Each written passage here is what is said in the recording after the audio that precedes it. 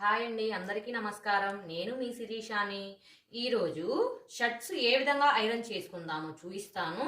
మరియు నేను వాడే ఐరన్ బాక్స్ ఏంటో కూడా చూపిస్తాను. ఇది వచ్చేసి ఫిలిప్స్ బ్రాండ్ అండి. ఇది ఐరన్ మాత్రం చాలా నీట్గా ఉంది. నెక్స్ట్ ఇది వచ్చేసేసి మనం యూజ్ చేసుకునే క్లాత్ను బట్టి అడ్జస్ట్మెంట్ చేసుకోవాలి.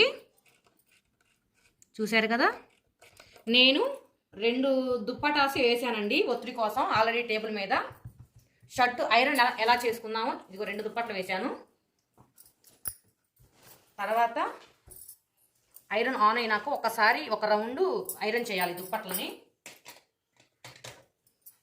స్విచ్ ఆన్ చేశాను. నేను ఫ్యాబ్రిక్ ఏంటో అది నేను పెట్టేసుకున్నాను.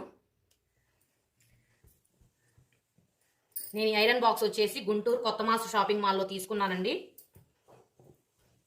ఫస్ట్ దుప్పటాని నీట్గా చేసేసి నెక్స్ట్ షర్ట్ను ఐరన్ చేసుకోవాలండి.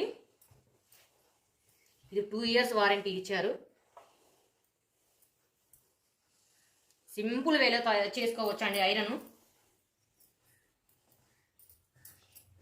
బయట షర్టు ప్యాంటు ఐరన్కి ఇస్తే 30 రూపీస్ తీసుకుంటున్నారు.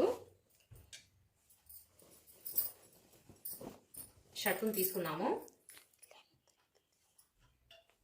ఫస్ట్ కాలర్ ఇలా పెట్టి ఇలా పట్టుకొని లాగి పట్టుకొని ఐరన్ చేసుకుందాం. నేనైతే వాటర్ ఏం యాడ్ చేయట్లేదండి, నాకు ఎప్పుడు ఇట్లానే అలవాటు. డైరెక్ట్గా ఇట్లా పెట్టేసి చేసేస్తాను. First front back collar iron చేసుకోవాలి. నెక్స్ట్ హ్యాండ్స్ ఫస్ట్ ఇక్కడ చేసుకోవాలండి. 2 పక్కల ఇట్లానే చేసుకోవాలి. షర్టు హ్యాండ్ నీట్గా ఇట్లా పెట్టేసుకొని ఐరన్ బాక్స్ తీసుకొని ఇట్లా రుద్దేసేయాలి.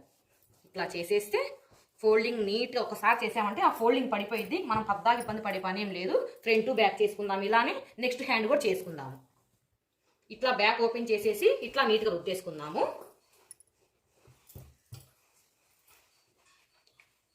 ఇప్పుడు అదే విధంగా ఫ్రంట్ పార్ట్ వేసేసి అటు సైడ్ ఇటు సైడ్ ఇట్లా రుద్దేసేద్దాము.